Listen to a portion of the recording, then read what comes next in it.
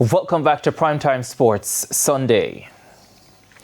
Jamaica's team to this weekend's World Relays in Botswana has suffered major blows, with 4 athletes confirmed to have withdrawn from the event. World 100-meter champion Oblique Seville, Olympic and World 100 silver medalist Kishane Thompson, fast-rising 19-year-old quartermiler Tahj-Marques White, and World under-20 400-meter hurdles record holder Roshawn Clarke have all withdrawn ahead of Monday's scheduled departure.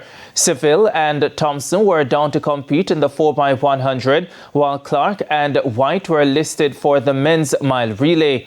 Sources have confirmed that the MVP track club-based Thompson had an injury flare-up 2 weeks ago. Marques White, who like Seville trains with the Racers Track Club, and Clarke, who is coached by Akil Stewart at Swept Track Club, also have injury concerns. It is not yet clear why Seville has withdrawn. The World Athletics Relays is set for May 2 and 3 and qualifies teams to the 2027 World Athletics Championships.